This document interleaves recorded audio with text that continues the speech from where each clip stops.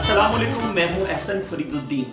आज हर शख्स, हर अदारा, हर मुल्क अपनी मईशत को बिगड़ता हुआ तस्वर कर रहा है, लेकिन हकीकत इसके बरक्स है।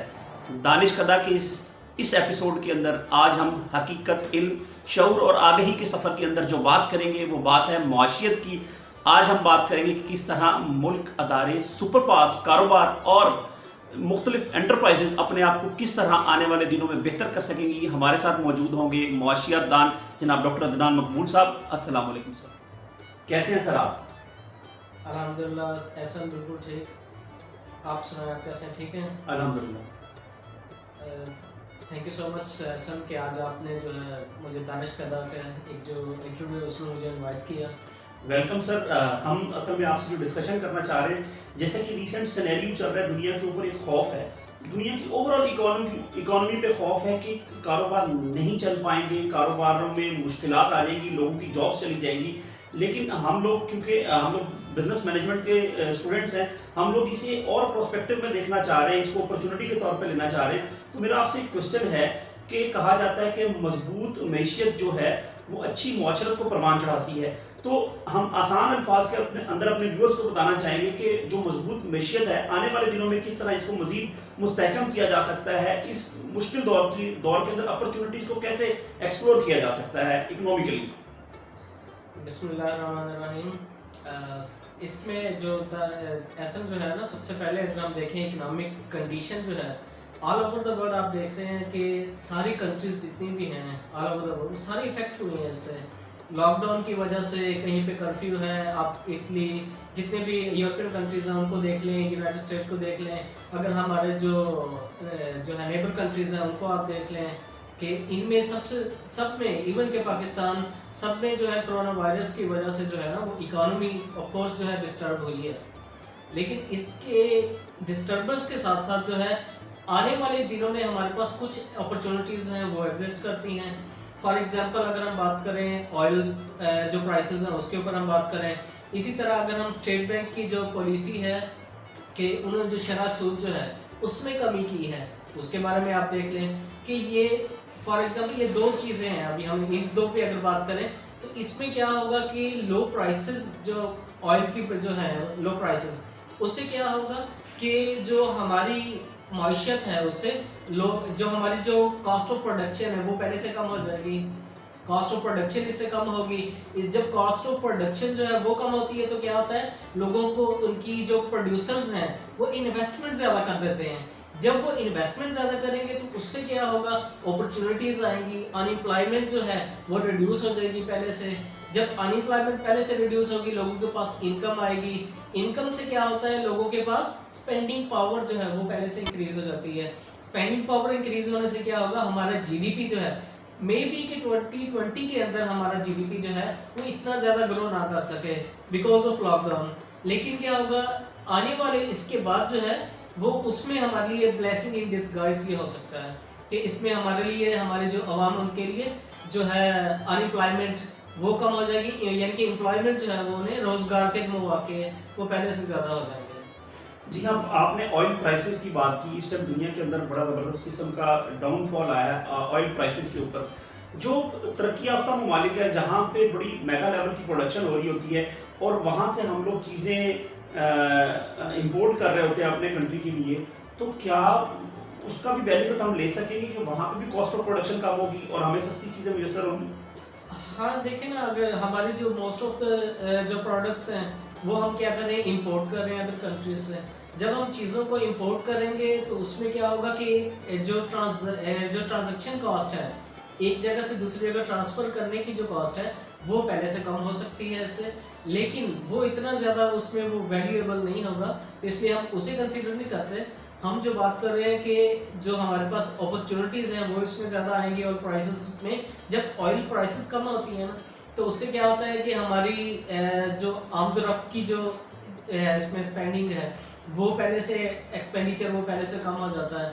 उसके बाद हमारे कॉस्ट ऑफ प्रोडक्शन जो हमने ऑलरेडी डिस्कस किया वो भी पहले से कम हो जाती है। इसके बाद अगर आप देखें जो जितने भी इन्वेस्टर्स हैं वो प्रेफरेंस देते हैं, तो प्रेफरेंस होगा तो उससे क्या होगा कि हमारे जैसे जो कंट्रीज़ हैं जहाँ पे इन्वेस्टमेंट जो है वो पहले से कम थी, कि स्पेशली जो है फॉरेन डायरेक्ट इन्वेस्टमेंट जो है इनफ्लो, एफडीआई इनफ्लो जो है वो पहले से इंक्रीज हो जाएगा। उससे जब वो पहले से इंक्रीज होगा तो उससे क्या होगा कि हमारे पास जो टैक्स रेवेन्यू है गवर्नमेंट्स के पास वो ज़्यादा होगा। टैक्स रेवेन्यू ज़्यादा होने से क्या होता है कि जो एक्सपेंडिचर हैं वो पहले से इंक्रीज कर जाते हैं। मीन्स कि एक्सपेंडिचर किस चीज़ का, एक्सपेंडिचर ऑन द डेवलपमेंट, जो हमारे डेवलपमेंट के ऊपर जो एक्सपेंडिचर है वो पहले से कम हो जाएंगे। इससे जब हमारे एक्सपेंडिचर कम होंगे तो उससे क्या होगा कि हमारे लिए अपॉर्चुनिटीज़ जो हैं वो पहले से ज़्यादा हो जाएंगी। बिल्कुल, कोरोना वायरस के इस लॉकडाउन के बाद, इकोनॉमिक स्लम्प के बाद एक ऐसा दर खुलने वाला है जिससे हमें बहुत ज़्यादा अपॉर्चुनिटीज नज़र आती हैं। अगर आप इंटरनेशनल सिनेरियोज में देखें, लोग स्किल सीख रहे हैं, लोग ट्रांसफॉर्मेशन हो रही है, लोगों के बिजनेसेस जो हैं वो ट्रांसफॉर्म हो रहे हैं नए तरीकाकार के अंदर, जिससे लोगों की कॉस्ट डेफिनेटली कम होगी। बिजनेस के जो डिस्ट्रीब्यूशन चैनल्स हैं वो सुकड़ रहे हैं, लेकिन उसका इफेक्ट जो है वो लॉन्ग रन ज़्यादा होगा, लोगों को अच्छी बिजनेस अपॉर्चुनिटीज मिल सकेगी। सर, मैं यहाँ पे आपसे एक क्वेश्चन पूछना चाहूँगा कि जो एक इकोनॉमी होती है, जैसे हमारे बॉडी है उसके अंदर जो हमारा ब्लड का फ्लो है, अगर वो प्रॉपर रहे तो हमारा जिस्म प्रॉपर वर्किंग में रहता है। अभी रिसेंटली जो लॉकडाउन हुआ है इसके अंदर हमारा मनी फ्लो जो है, सर्कुलेशन ऑफ वेल्थ जो है वो मेरा ख्याल है कम हुआ है। तो इसका इफेक्ट आया कि आने वाले दिनों में आ सकता है, और अगर हम इस इफेक्ट को, जैसे कि आपने स्टेट बैंक की बात की, स्टेट बैंक ने अभी नई पॉलिसीज जारी की हैं, उस इंटरेस्ट रेट कम किए हैं, और उसका इम्पैक्ट कैसा होगा सर्कुलेशन ऑफ वेल्थ के ऊपर और मनी के ऊपर? जी, अगर हम इंटरेस्ट रेट की असल बात कर रहे हैं ना, तो इंटरेस्ट रेट से एक्चुअल में क्या है, इंटरेस्ट रेट है क्यों, ये एक्चुअली इंक्रीज किया जाता है इन्फ्लेशन को कंट्रोल करने के लिए। अब जिस तरह जो हुआ है लॉकडाउन हुआ है, इसकी वजह से क्या हुआ है, ऑलरेडी सर्कुलेशन ऑफ वेल्थ जो है पहले से कम हो गई है। अब इसमें क्या होगा, इंटरेस्ट रेट कम जब होगा तो क्या होगा, जो आम लोग हैं वो इन्वेस्टमेंट जो है वो पहले से कम कर देंगे। इन्वेस्टमेंट कहाँ पे, कि वो अपनी जो पैसे हैं जो सेव करते थे बैंक्स के अंदर, वो पहले से कम कर देंगे। जब वो वहाँ पे अपने सेविंग है वो उसे रिड्यूस करेंगे, तो एक्चुअल में जो लोगों के पास पैसे हैं, जितने भी हमारे पास जो इन्वेस्टर हैं, वो अपने पैसे को क्या करेंगे, वो इन्वेस्ट करेंगे इंस्टेड ऑफ सेविंग। तो जब वो इन्वेस्टमेंट करेंगे किसी बिजनेस के अंदर, जब वो पैसे लगाएंगे, तो उससे क्या होता है कि लोगों को रोजगार के मौके उसमें मुहैया होते हैं। जब अपॉर्चुनिटीज़ जो हैं, एम्प्लॉयमेंट अपॉर्चुनिटीज़ होती हैं, तो उससे क्या होता है कि लोगों की, स्पेशली जो हमारी लेबर है, उनकी इनकम जो है पहले से इंक्रीज कर जाती है। अगर आप कभी जाए मार्केट के अंदर, आप लोगों से पूछे ना कि आपके हालात कैसे हैं, तो सम टाइम वो कह रहे होते हैं कि जी आजकल इसका कपास का मौसम है, गन्ने का सीजन है, जैसे ये सीजन पास होगा तो उससे क्या होगा कि हमारे बिजनेस जो है पहले से वो ग्रो कर जाएंगे। जब हम कहते हैं ना कि हम किसी बिजनेस के पास जाते हैं, किसी जो आप मार्केट में जाएं, उनसे पूछें कि आपका बिजनेस कैसा चल रहा है, तो वो एट दैट टाइम वो कह रहे होते हैं कि जी हमारा बिजनेस जो है एट द करंट सिनेरियो जो है वो इतना अच्छा नहीं है। मीन्स कि जैसे ही हमारी जो प्रोडक्शन है, शुगर की हो गई, शुगर केन की हो गई, या इसकी कॉटन की हो गई, जैसे वो आएगी उसके बाद लोगों के कारोबार जो है वो भी पहले से इंक्रीज कर जाते हैं। इसी तरह इंटरेस्ट रेट से क्या होता है कि इंटरेस्ट रेट कम होने से इन्वेस्टर जो है वो इन्वेस्टमेंट कर देते हैं, लोगों के पास पैसा आ जाता है, जिससे क्या होता है सर्कुलेशन ऑफ वेल्थ वो इंक्रीज हो जाती है। लोग बाइंग जो है, परचेजिंग जो है वो पहले से ज़्यादा कर देते हैं। जब वो परचेजिंग पहले से ज़्यादा करेंगे तो उसमें क्या होगा कि हमारी जो जीडीपी है, क्योंकि जीडीपी जो है वो डिपेंड किस पे कर रही होती है, एक्सपेंडिचर पे कर रही होती है, या जो हमारी आउटपुट है एक साल के अंदर जो चीज़ें हमारी प्रोड्यूस हुई हैं उस पर वो डिपेंड कर रही होती है। तो इससे क्या होगा कि हमारी जो है जीडीपी वो पहले से ग्रो कर जाएगी। आपने बात की आम आदमी की, अगर मैं बात करूं एक दिहाड़ीदार की, अगर मैं बात करूं एक करियाने वाले की, अगर मैं एक बात करूं एक दूध का बिजनेस करने वाले की, एक रेडी वाले की, तो ये जो हमारी तो इकोनॉमी पहले ही पास्ट के अंदर ऐसे था कि हमारा जो गरीब था वो गरीब से गरीबदार हो रहा था, हमारी इकोनॉमिकल स्टेबिलिटी की रेशो जो है वो बहुत कम थी। सर, हम इसको किस तरह देखेंगे कि हमारा जो आम आदमी है वो कोरोना वायरस के बाद कैसे स्टेबल हो पाएगा? हाँ, ऐसा एक्चुअल में अगर हम बात कर रहे हैं ना प्रीवियस और फ्यूचर की, तो उसमें हम अगर हम बात करें तो एक्चुअल में क्या है कि जिस तरह कायदे आज़म मोहम्मद अली जिन्ना उन्होंने फरमाया मेहनत मेहनत और मेहनत, कि एक्चुअल में क्या है, आप स्ट्रगल करें। Struggle 6 months struggle can bring you 5 years ahead. तो 5 साल आप उससे आगे जा सकते हैं। तो इसके लिए क्या है कि हमें एक तो स्ट्रगल करनी है, इसके लिए हमें जो अगर हम बात करें तो इसमें क्या है कि गवर्नमेंट को ऐसी पॉलिसीज, लॉन्ग टर्म पॉलिसीज बनानी है कि जिससे आम लोग जो हैं, जो हमारे पास लेबर है, जो हमारे पास दिहाड़ीदार तबका है, क्योंकि हमारा 40% बल्कि 60% जो है लोग वो इसी पे डिपेंडेंट हैं कि जो है हमारा एग्रीकल्चर पे है, दिहाड़ीदार तबका है, गरीब लोग हैं उसमें। तो अगर हम बात करें ना आम आदमी की, तो एक्चुअल में क्या है, हमने प्रीवियस जो हमारे पास जो हमें मिस्टेक हुई हैं उनको देखना है, और इसी के सिनेरियो में रहते हुए हमने अपनी फ्यूचर की जो है वो प्लानिंग करनी है। When we say about struggle, तो अगर हम बात करें कायदे आज़म मोहम्मद अली जिन्ना के बारे में, तो उन्होंने कहा था कि मेहनत मेहनत और मेहनत। तो एक्चुअल में क्या है, हमें स्ट्रगल करनी है। 6 months struggle can bring you 5 years ahead. तो उसमें क्या है कि हमने एक तो जो है वो बहुत ज़्यादा स्ट्रगल करनी है लोगों ने। सेकंड जो है, जब हम बात करें तो गवर्नमेंट की अगर हम बात करें फ्यूचर के लिए, तो गवर्नमेंट ने कुछ ऐसी पॉलिसीज बनानी है जिससे जो हमारा दिहाड़ीदार तबका है, जो हमारा मोर देन 60% जो हमारे पास पॉवर्टी जो रेशो है उसे रिड्यूस करने के लिए गवर्नमेंट ने कोई ऐसी पॉलिसीज बनानी है जिससे क्या है कि हमारे पास जो आम लोग हैं वो उससे बेनिफिट जो है वो गेन कर सकें। ये एक बहुत अच्छा इकदाम है, जिसे हम अगर हम कहें कि इंटरेस्ट रेट के बारे में, कि जो इंटरेस्ट रेट जो है वो कम हुआ है।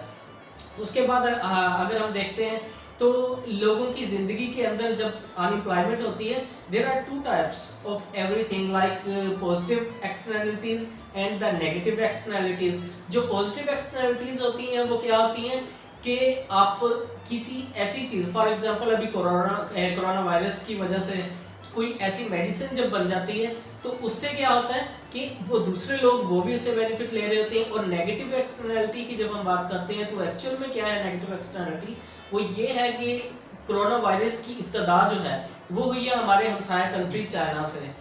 तो चाइना से उसकी इब्तदा हुई है, लेकिन हम भी उसके अंदर आ गए। ऑल ओवर द वर्ल्ड जो है सभी जितने भी लोग हैं, सारी दुनिया इस कोरोना वायरस में इसके अंदर मुब्तला हो गई। तो इसे हम कहते हैं नेगेटिव एक्सटर्नलिटीज। तो एक्चुअल में क्या है, हमने अब जो है, अब जो हमारे पास जो ये मौका है, इसमें हमने फ्री राइडर नहीं बनना। फ्री राइडर अगर हम देखें वो एक्चुअल में क्या करते हैं कि वो खुद से कंट्रीब्यूट नहीं कर रहे, तो उसमें क्या होता है बेनिफिट ले लेते हैं। तो एक्चुअल में अब हमने क्या करना है, हमने इस जो ऑल ओवर द वर्ल्ड जो है, जो ग्लोबल अगर हम इकोनॉमी की बात करें, तो हमने इसके अंदर अपनी इनपुट देनी है। अपनी इनपुट इसके अंदर देंगे तो उससे क्या होगा, not only for it will be beneficial for the Pakistan but also for the other countries. अच्छा सर, सुकड़ती हुई इकॉनमी और बिजनेसेस, दुकानों के खाली गले और बैंकों में जो पड़ा हुआ पैसा था वो निकलता जा रहा है, इस सिचुएशन के अंदर हम किस तरह अपनी आउटपुट बढ़ा सकते हैं? ऐसा इसमें एक्चुअल में जो है ना, अब अगर आप देखें कि कल से जो है वो फर्स्ट रमज़ान जो है वो स्टार्ट उसमें वो हो रहा है, तो एक्चुअल में क्या होता है कि अगर जितने भी लोग हैं वो अपनी ज़कात जो है वो अदा करें, जो कि बिल्कुल एक माइनर उसका हिस्सा है 2.5%, तो अगर हम वो अपनी ज़कात जो है वो दें, उसके बाद चैरिटी जो है ऑल ओवर द वर्ल्ड, हमारा जो पाकिस्तान है इसकी charity that is very famous. Charity के बाद अगर हम बात करें तो स्टेट बैंक ने जो एक पॉलिसी दी है कि 3 मंथ जो है वो सैलरी वो लोगों को देंगे, तो इससे क्या होगा, लोगों की जो इनकम है वो पहले से स्टेबल, इससे ये मीन्स के वो हो सकती है। अच्छा सर, तो लोगों के पास पैसा भी इंशाल्लाह आएगा, लोग उसको खर्च भी करेंगे, लेकिन अब सवाल ये उठ रहा है कि इस लॉकडाउन के अंदर जो डिफरेंट सेगमेंट ऑफ बिजनेसेस हैं उनको कैसे ऑपरेट किया जाए, कैसे खोला जाए, ये एक बहुत बड़ा सवालिया निशान है गवर्नमेंट के लिए भी और अदारों के लिए भी, और बिजनेस ओनर्स जो है उनके लिए भी, कि वो अपने कस्टमर्स को कैसे हैंडल करें। क्योंकि जब एक घुमझुट्टा किस्म का कस्टमर आपके पास आ जाएगा और हमारा जो सोशल डिस्टेंसिंग का हमने जो एक एसओपी बनाया हुआ है उसको हम फॉलो नहीं कर पाएंगे, तो उसको फॉलो करवाने के लिए हमें एक बड़ा ज़बरदस्त किस्म का इनिशिएटिव लेना होगा, हमारी पूरी कौम को इसके ऊपर कारबंद होना होगा कि हम लोग इसको फॉलो करें। इकोनॉमिकली आप इसको किस तरह लेंगे कि मार्केट्स को कैसे ओपन होना चाहिए? हाँ, तो ऐसा इसमें इस तरह से है कि जिस तरह अभी जो है प्राइम मिनिस्टर साहब उन्होंने अनाउंस किया है कि हम स्टेप बाय स्टेप जो है वो मार्केट्स को ओपन भी कर रहे हैं और वो करेंगे भी। तो इसमें क्या है, जिस तरह अभी जो है मैन्युफैक्चरिंग जितनी भी वो है इंडस्ट्री, उन्होंने उसको ओपन कर दिया है, तो इससे क्या होगा, जो हमारा दिहाड़ीदार तबका है उनके लिए कुछ ना कुछ रोज़गार के मौके हैं वो पहले से कुछ इंक्रीज़ कर गए हैं। इसके बाद जो है कुछ ऐसी शॉप्स जो हैं जहाँ पे आप देखते हैं कि वहाँ पे बहुत ज़्यादा लोगों का रश वो जो है वो क्राउड वो नहीं वहाँ पे जमा होता, तो उन्हें स्टेप बाय स्टेप उन्हें ओपन किया जा सकता है।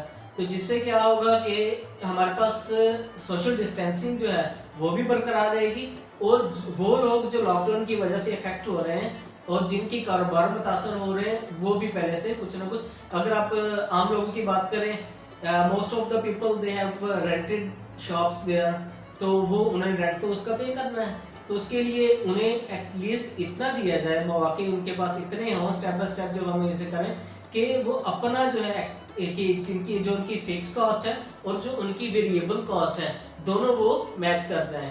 मीन्स कि उनकी एटलीस्ट उनकी फिक्स कॉस्ट अगर वो जो पूरी हो जाए तो उससे क्या होगा, वो सर्वाइवल कर जाएंगे। अगर उनकी फिक्स कॉस्ट ही पूरी नहीं होती तो वेरिएबल कॉस्ट तो उसके बाद आती है। बहुत शुक्रिया सर। नाजरीन, मैं आपसे डिस्कस करना चाह रहा हूँ कि रमज़ान का बाबरकत महीना शुरू होने वाला है। इसमें अंदर अल्लाह की रहमतें हमारे ऊपर बेबहार होती हैं। इंशाल्लाह इसी बाबरकत महीने के अंदर हम लोग अपनी इकॉनमी को कंधा देंगे, सहारा देंगे। जैसा कि अगर प्रीवियस देखा जाए तो इस महीने के अंदर महंगाई का जिन अपना जोर दिखा रहा होता है, लेकिन इस दफ़ा पूरी कौम एक मुश्किल घड़ी के अंदर है और तमाम कारोबार जो हैं वो एक मुश्किल और सर्वाइवल की जंग के अंदर हैं। मेरी पूरी कौम से अपील है कि हम लोग इकोनॉमिकली कफ़ायत शारी के ऊपर अमल करते हुए, अपने हमसायों का ख्याल करते हुए हम लोग अपने मुल्क का कंधा बने, अपनी इकोनॉमी का कंधा बने, और हमारे जो बिजनेसमैन हैं, जो हमारे इंडस्ट्रियलिस्ट हैं, वो अपने एम्प्लॉयज़ का ख्याल करें, उनको सैलरीज दें और हमारी इकोनॉमी के अंदर सर्कुलेशन ऑफ वेल्थ जो है वो चलती रहे। सबसे खुशाइन बात यह है कि हमारे जो अदारे हैं वो प्रॉपर काम कर रहे हैं, प्रोएक्टिवली काम कर रहे हैं, बर वक्त फैसले लिए जा रहे हैं। इंशाल्लाह आपसे मुलाकात होगी दानिश कदा के अगले एपिसोड में। अगर आपको हमारा आज का इंटरव्यू पसंद आए, हमारे पेज को लाइक कीजिए, हमारे चैनल को लाइक कीजिए और सब्सक्राइब कीजिए। दानिश कदा की टीम से आपको अस्सलाम वालेकुम।